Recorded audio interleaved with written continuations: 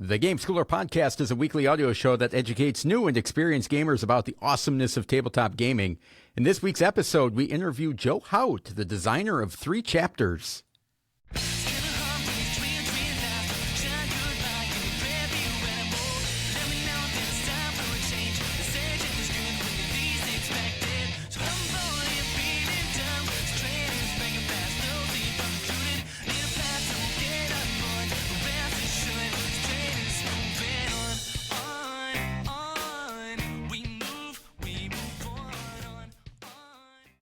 Welcome to the Game Schooler podcast. I'm your host, Doug Kotecki, along with my co-host, Dr. Michael McCabe, and a very special guest, Joe Hout. So welcome to the podcast, Joe.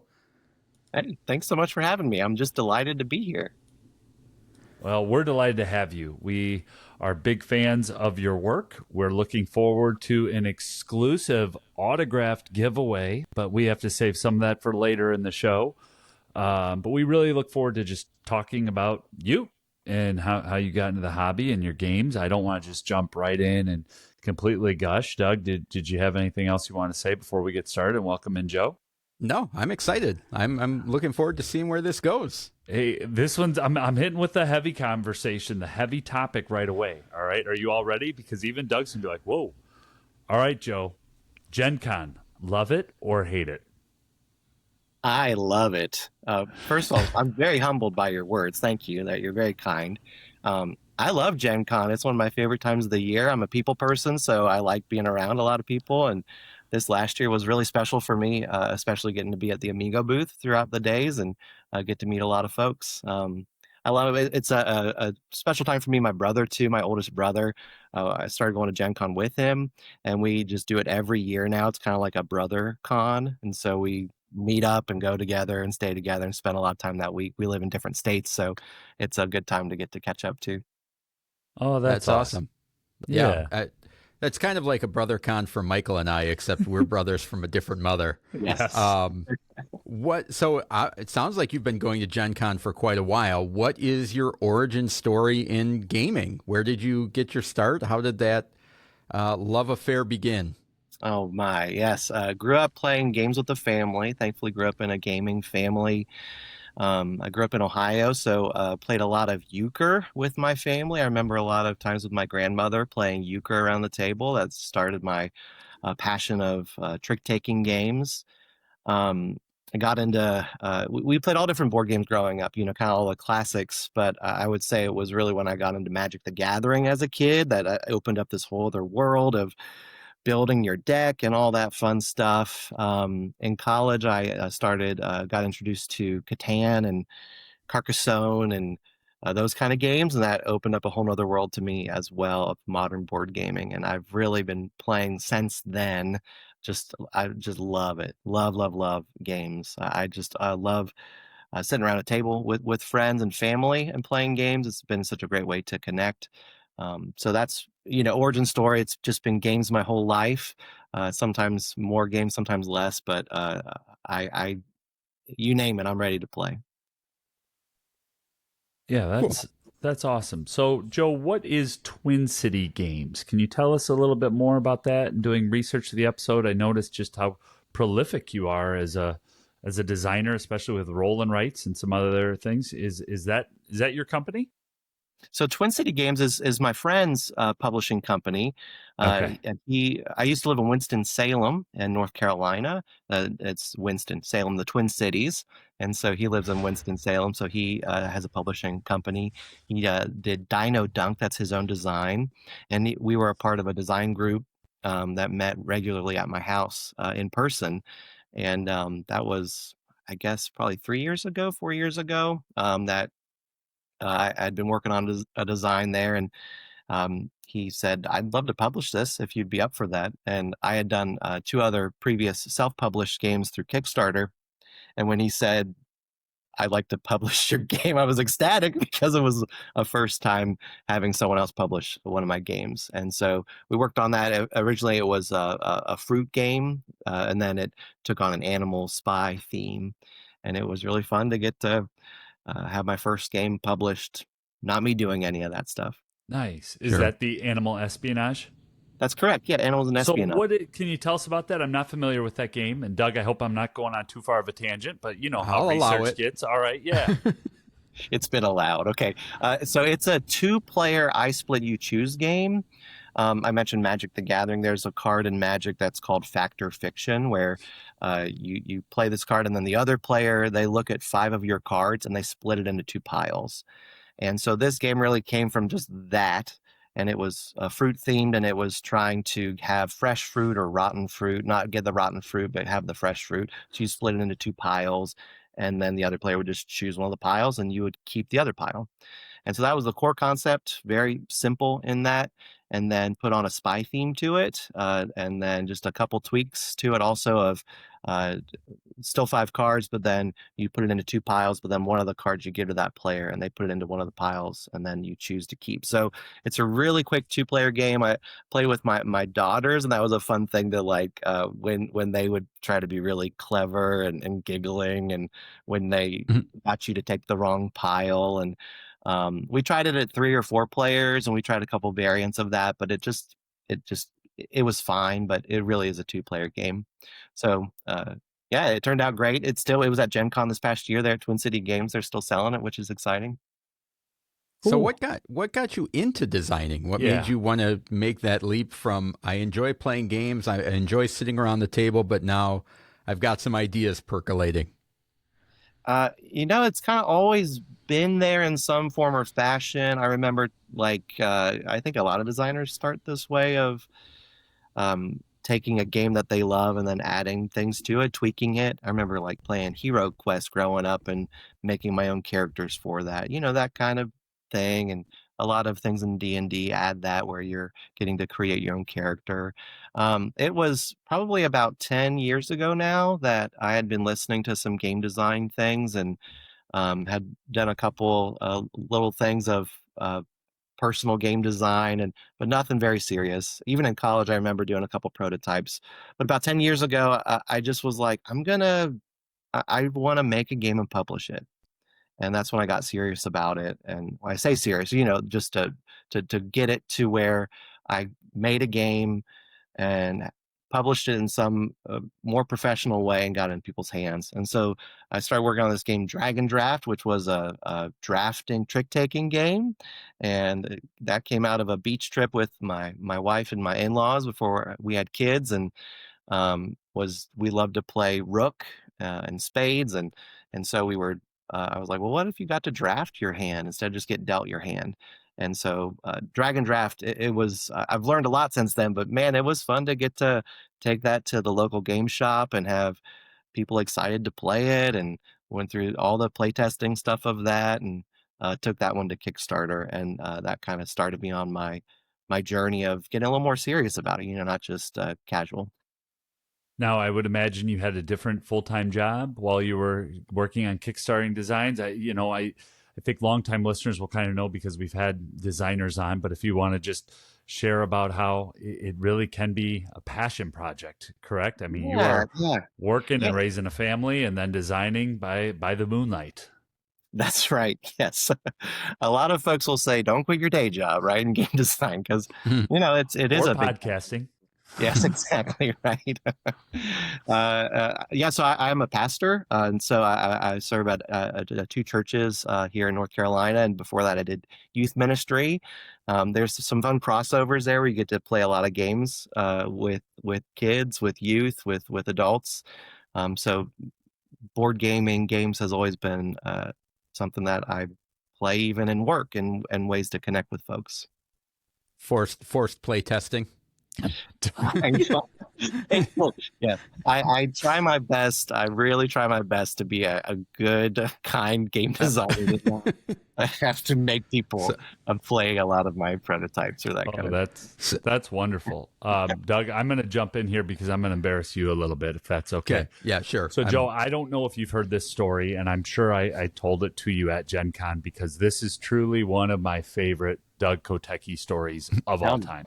Alex Yeager, who is the COO, I'm pretty sure that stands for Chief Operating Officer at Amigo Games North America, is somebody that we've known for a while, and Doug has known longer than I have through just previous connections in the hobby and in the industry. And Alex is wonderful at the art of the pitch. He can give a demo of a game and give an overview of a game as good as anybody I've ever been around, and he clearly loves games, right? Can we all agree to that on the episode here? Yes. Yeah. Yes. Yes, Joe? Did I get a yes from you as well? Yes. All right. So Gen Con 2024, Doug and I are making our way through the exhibit hall.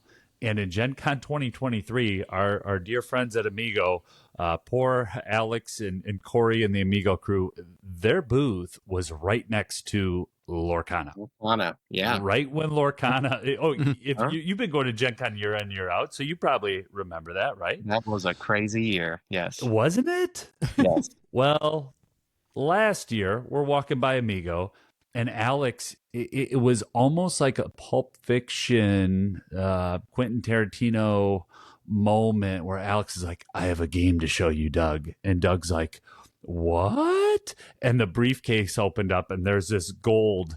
And ich spreche ein bisschen Deutsch. You know, I know a little bit. I had a couple of years of German in middle school, enough to be a little bit dangerous, but enough to recognize that the game was in German.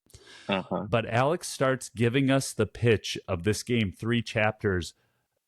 Doug is, without a doubt, the most honest person I've ever really known. Like, he's brutally honest to a point where it's not always to his own benefit. No, I'll be blunt. Doug almost stole this game. Doug was like, I'm running out of Gen Con with this German version of 3 chapters. And was just completely blown away from Alex's pitch and the German version of 3 chapters.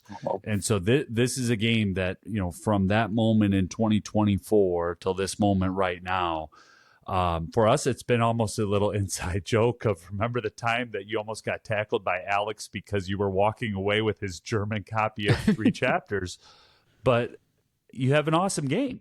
I mean, we see hundreds of games year in and year out, and we see them. They come in and out of our house. We play them at different conventions. We get the demos. We get the pitches. And seeing 3 chapters at Gen Con in 2024, that was a game that really stood out for us. So what's it feel like to, you know, have a game that gets showcased at the Spiel and then, you know, 10 months later showcased at Gen Con 2025? What's that like as a gamer and a designer? Wow. Yeah. Thank you. Thanks for sharing that story. And any chance I get to embarrass Doug, I'm going to do that. So back to you. The moment that game was shown to me, it was on my radar. I'm like, this is checking all of the boxes, and I could not wait for it to come out. So I was definitely excited. That's an understatement. Yeah. Well, it's just been a dream, in all honesty. It just feels unreal at times, kind of as it's playing out. I mentioned Gen Con as I was getting to be there at the booth and sign copies and just demo it with people. And I mean, just to see people's faces and hear stories. I mean, it's just, you know, what you dream about. Kind of, you can't imagine it really happening. Amigo's just been awesome. I just really, really love them. That they've been such a great publisher to work with. They've done a really great job with the game too. You know, Barrett at Amigo, he took a random pitch from some random guy that all of his games have really just been self-published stuff. And so at Gen Con, what was that, 3 years ago? So they were really kind to just take a random pitch from someone. I've learned a lot through the journey also of being able to get a game published from a larger publisher. And they've just done amazing work too, with export partners of getting 3 chapters around the world. Getting to work with editor Miri at Amigo. She just did a really, really great job, and their team of editors, to just make it a really tight, solid game. So it's just unreal. So I mean, like, that's wonderful. Yeah. So how does that work? You talked about the self-publishing and kind of working with a friend. what's the process of, you mentioned that you pitched it to them at Gen Con. Can you kind of take us through that journey for Yeah, a a designer getting started and what that process was like? yeah, definitely. Yeah, great question. So let's talk about the self-publishing part. It's all on your own, and it was early days of Kickstarter too. Not really early days, but Kickstarter crowdfunding looks a lot different now than it did, 8 years ago. But it's all to you to do all of it. I worked with a great artist at that time to do drag and draft and all the budget stuff, all the pieces of it. It's all you. And I would say that's not my skill set of all the logistics. And I learned that after I did that Kickstarter. I learned a lot through that, but I didn't like that part of it. I liked the designing part and the play testing and getting a game to a good spot.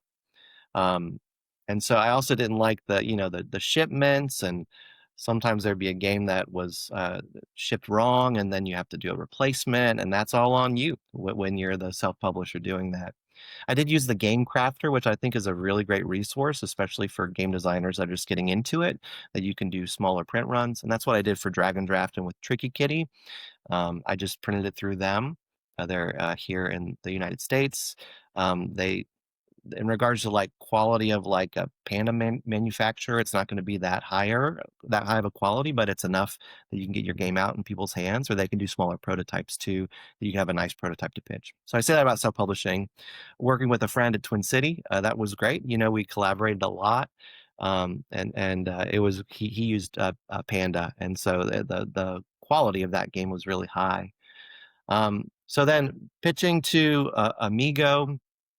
um, every publisher is different.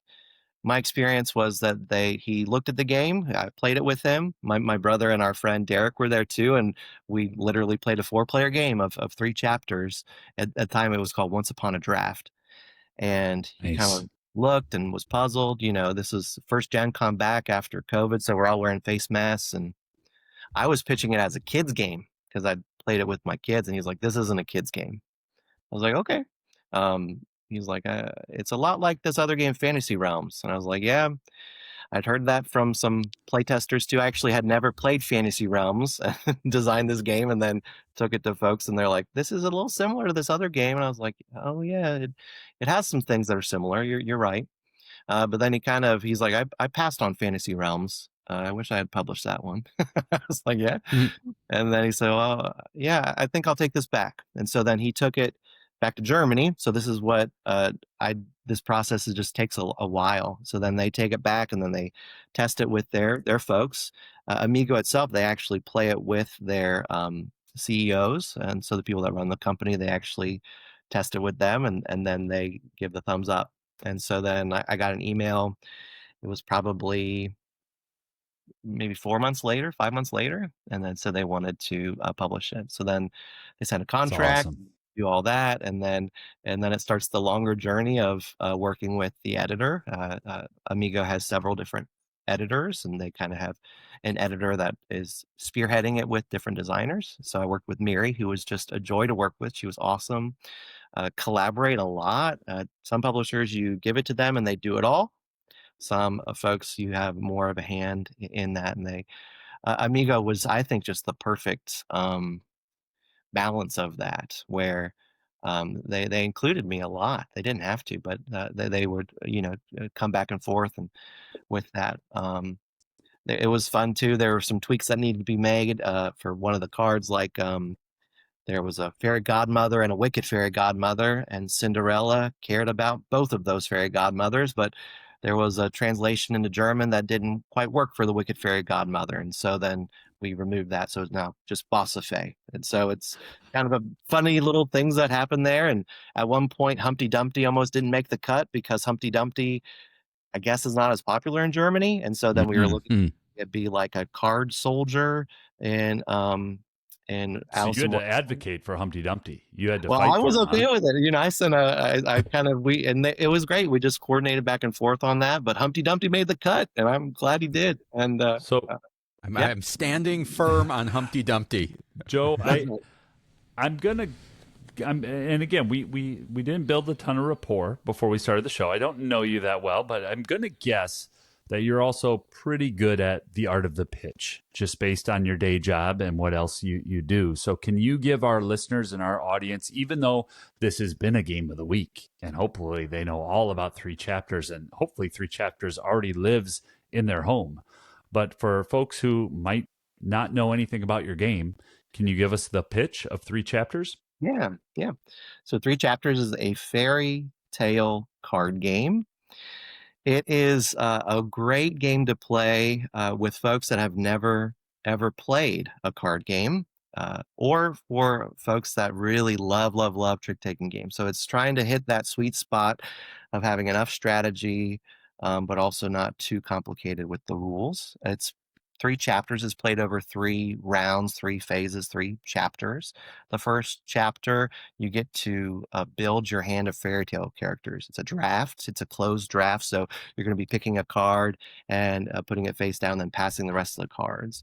I love drafting. Love drafting. I love closed drafting games, and so that's my favorite part of it, is just getting to build your hand of fairy tale characters. So you might be looking for, like, if you see Tweedledee and you pick Tweedledee, then you could look for Tweedledum and end up putting them together. If you get the Beast, then you're trying to get Beauty and put them together. Or if you draft Snow White first, that's a great first card to draft, and then you're just trying to draft a bunch of dwarves with Snow White.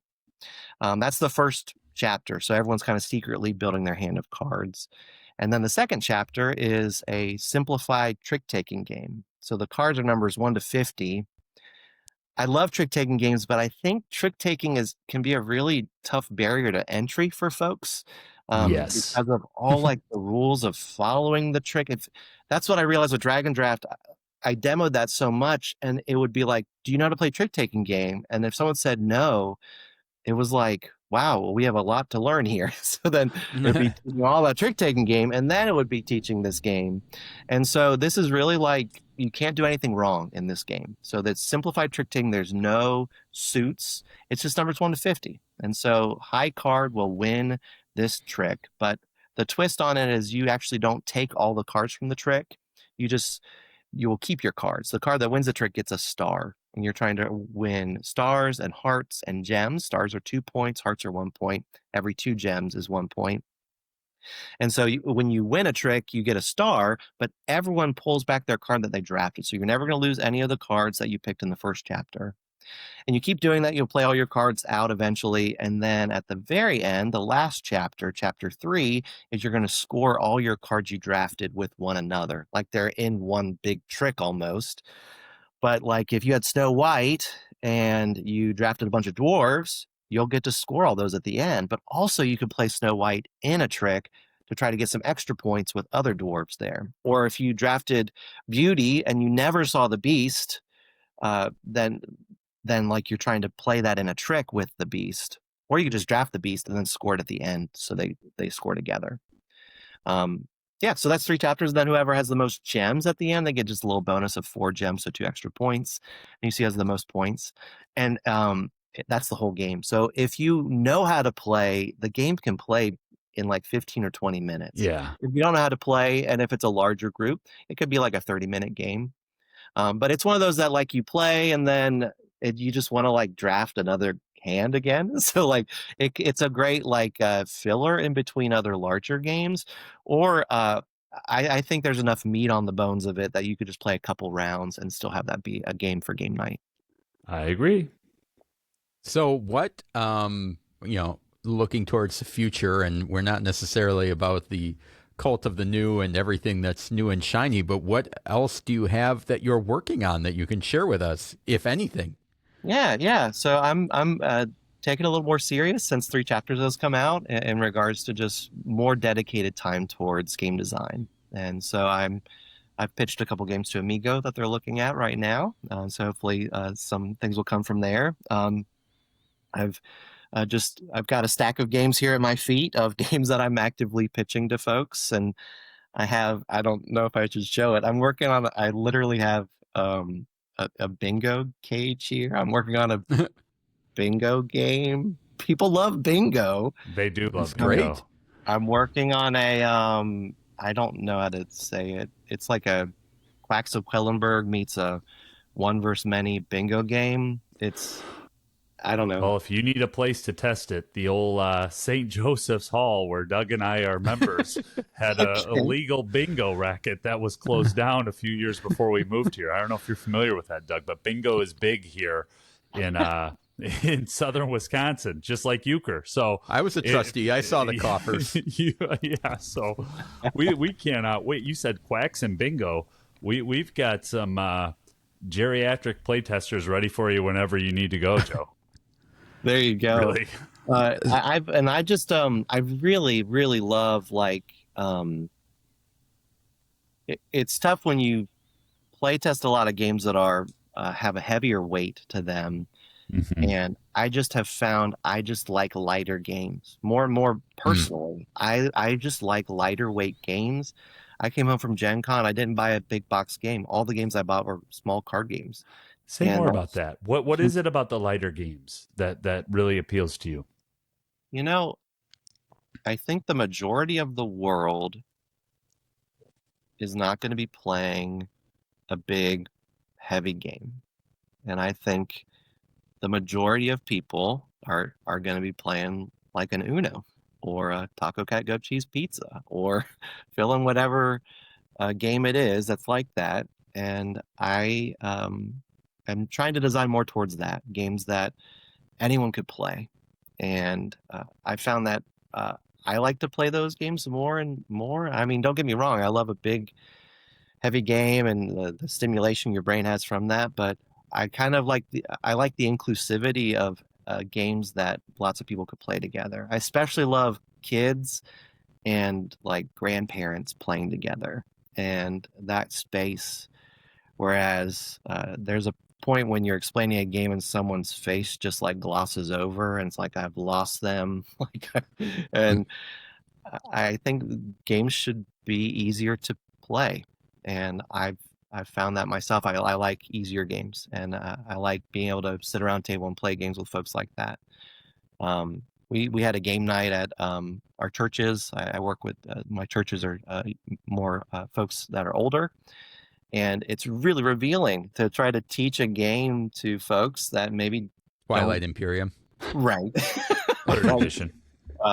And like in my mind, I have a concept, kind of like how I pitched 3 chapters. I was like, this is a kid's game. And then he looked at it, he's like, this isn't a kid's game. And like in my mind, it was, but it's not. And I think that the publishers definitely have a pulse on that, way better than I did. So we'd have a game night. And it was like we were learning like dominoes, and it was like teaching dominoes and how for some folks that was a lot, or teaching like just one and the rules for just one. And then it was like, oh, well, let's play So Clover. And So Clover was like way too big of a leap. hated. And so, you know, I think when, like, if you look at Board Game Geek, it's like the weight scale is like 1 to 5. And then I think that does not really capture, like, the weight scale from 1 to 2 should be much wider in regards to what people are actually playing. The general population. Yeah. That's interesting. Did you find at Gen Con did you feel like there was a lot more small card games? Because I felt like there was this year, that there seemed to be a little bit more of a trend to that. Yeah, I felt that. Yeah, I definitely felt that. I don't know all the reasons for that. I think there are some things that I can guess about that, but I did feel like there were more smaller card games, and I was happy about that. I love smaller games like that. Yeah, Michael and I talked quite a bit off air about that. Folks that get into the hobby that sometimes lose sight of what you're talking about, which is what I would call the muggles on the outside can grasp as far as a game. You know, and we're inflated to the point of like, oh yeah, that's simple. You can just pick it up. And to your point, no, a lot of them can't. And it's not as easy as we think. It's easy because we're playing hundreds of games a year and learning that. And sometimes I think people in the hobby forget that there's a whole other section out there that doesn't know what worker placement means, or drafting, or trick taking, or all of the words that we use to, you know, shorthand describe a game is completely foreign language to them. Yes. Yeah. Yeah. I don't like how there's like a value put on it, right? Like, Yeah. like Yeah. that is, here's this game that's too simple, or like that's a filler and it has like a negative connotation to it. Whereas, like, in my mind, if it's, I'm just happy it's a game. I'm happy It's a to great play game. the game, and the right setting. I like to, um, it's like a DJ playing the right song at like a wedding. That's like, what's the mood in the room to play this song? It's like I like to find just the right game for the people around the table that's going to hit right there.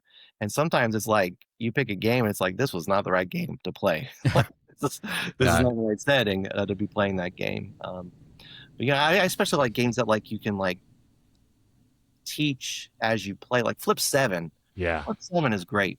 I mean, I played Flip 7. It's been a hit in every space I've played it. And Yeah. I just think games like that, the majority of folks in the world, that's the kind of game that they would play and can play. What have And, you been playing lately that you enjoy, Joe? I just, right before this, we had to stop mid-game. I was playing a game with my daughter, a couple of games from Gen S- Con. Sorry to make you stop. We were playing Flip Tunes. That was fun. We were Great. Woo. Beasts from Pandasaurus, which is like the game, which I think was really clever. That was a favorite from Gen Con. We played Caution Signs at game night this past week, which we Yep. laughed so much at that game. Mhm. What a great party game. Debbie Reynolds and Scott Brady. Not Debbie. Danielle Reynolds and Scott Brady. Yep. That's right. Danielle's been Yeah. on the show. Have they? Yeah, great. Yeah. That game was wonderful. We also played Vantage. I know I'm over here like light games, and Vantage is just a masterpiece from Stonemaier Games. My goodness, that's a fun game to introduce to people. I think there's a lot of great things that Vantage has done with. Um, it's not a campaign. Like you can get to some of these campaign games, and you and just a small group of people are loving it. But Vantage is like you want to go and share it with other people, and you can do that. Um, I think, and I've taught that to a couple different groups, and it's an easy teach, I think, too, for that kind of game. Yeah, so those are some that we've been playing. Yeah. So what? I got two questions. The first one: what's the best part about being a game designer? I Easy love question. yeah, I love the creativity part of it. It's really cool that I think this is true for any artistic endeavor, that there was nothing and then there is something. And Mm. uh, I, I hope this never gets old, but when someone plays your game and they smile and it brings them joy, um, I just think that is the best. It's like the making the world a better place kind of thing, and that you had a part of that. So I think that's my favorite thing about being a game designer. I think, during the pandemic, I think that was I mean, what of course, wild time, difficult time. But that was just like, well, that's when I started streaming on Twitch. I don't do that anymore, but I was doing that and started making some of these free to play roll and writes. And it was just like, let's try to do something together to get through this together. And so we would play with folks and made these free 1-page roll and writes. And I had this crazy idea of let's do this once a week and I'll just make a new roll and write every week. And I did that for Made a lot of them. yeah, for 6 weeks I did that, then stopped. But then did this fun episodic high engagement with folks that were joining on live called Dice in the Darkness, which was like 10 episodes of you took your kind of classic Dungeons and Dragons character through each of these roll and write rooms. And gosh, that's just like a difficult time. It's a really sweet, fun memory. With made some dear friends, that still, I mean, still connect with at Gen Con, Mhm. Yeah. So your question of game design, I think bringing people joy, I think that's what is my favorite part. If that can All happen. right, and then the follow up, which may be different, maybe the same, is what's awesome about tabletop gaming. Yeah. I emailed you beforehand. Are there any questions? And you said this. So I've been thinking on this week, and I think nothing will ever replace sitting around a table with people. And I think that's what games do. It creates a vehicle to get to be with people and community. And I, I love how it can bring it closer together. I do that. That's true for my family. I just think of all the hours and hours we've spent around the table, that it's different than doing other stuff. It's different than watching TV or whatever, playing a video game. I love video games. I'm not against that, but just that there's something special. It's like breaking bread together, like sharing a meal, Yeah. and you can't replace that. I think it's true for board games that I love getting around a table, and then the conversation that happens with that, the what it does with your brain. It's the best. I'm always so happy after a game night. I love game days. After Gen Con, it's kind of Yep. tough to leave because it's like you're just been playing games all this time. Yeah. No, that's awesome. It is awesome. Well, when we met you at Gen Con just 3-4 weeks ago, the good news is there's only like 48 more weeks till Gen Con. Gen Con is my Countdown's happy on. place. Good point. It's Yeah, an good point. awesome spot. But you signed a copy of 3 chapters, and we have a unique giveaway. From what we understand here at the Game Schooler podcast, you have a special person in your household who's a librarian. Is that Yes. correct? Thank you. Yeah, Michael, thank you. I love that you're doing this giveaway. My wife Lauren is a librarian, public librarian, and gosh, just to hear that you're giving this away to librarians, I'm just like, Yes. I love it. I love it. So it's a much narrower. The parameters are more focused than other giveaways that we've done in the past. And quick sidebar, the first time we ever did a giveaway, Joe, our winner was a listener over in the UK, and so I had to kind of be like, oh, that postage. But Yeah. Nicole, if you're still listening, awesome longtime listener. Very thankful to you. She actually returned the gift by then gifting Doug and I games, which was just awesome. That weren't readily available here in the United States. So we have amazing listeners. We really do. Yeah. We're very appreciative. Yeah. And then some of our listeners also tried to, I don't want to say cheat, but they cheated by claiming to be librarians. So Obviously. I didn't pull anyone's credentials, but in the chat, you'll see, I don't know if you can click down on the chat in the Riverside app. But Joe, we have the name, first name, last initial. This was who won our giveaway here. So if you want to go ahead and say their name and their initial. Oh my goodness. Oh, here it is. I see. Okay. Our contest winner is Eric B. Congratulations, Eric. Congratulations, Eric B. All that I'm going to need is your actual address, and as long as you're here in North America, we should be good to go. We'll get that in the mail to you today-ish or tomorrow, depending on when I get your address. But we're very thankful to you, Joe, and to the team over at Amigo. I mean, Alex, I was gushing to him about 3 chapters and saying, hey, we covered it, we loved it, it's everything that you said. Hey, the designer's right over there, go meet him, you do giveaways here, take a copy, have him sign it. So we're appreciative to the people at Amigo. And it sounds like if the folks in Germany are ever running a corporate retreat where they're play testing games, 3 of us would go over there, right? Yeah. If they paid for That's expenses, right. And we'd help, That simple thing. run a retreat for them, right? That's right. Anything else for our listeners, Joe or Doug? Anything else for Joe? I'm good. Is there anything else you'd like to share, Joe? Yeah. I've been enjoying getting to.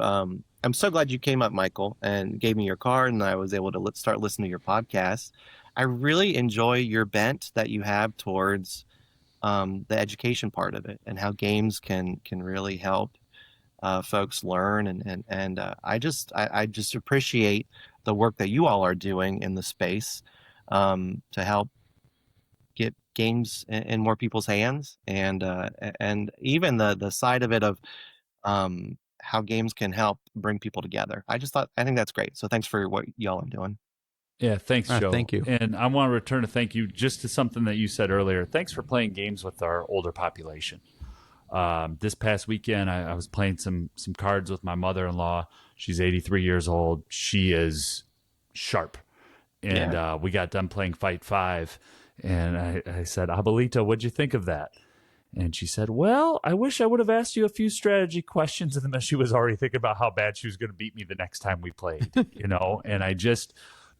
you talked about euchre. I love that there's a Leister hand in 3 chapters. You can see the work that you're doing. So thank you for, continuing to just play and engage with people of all ages, whether it's your own children or our older population as well, who continues to play cards and bingo and take our money and hurt our feelings by beating us younger folks. So keep up the good work.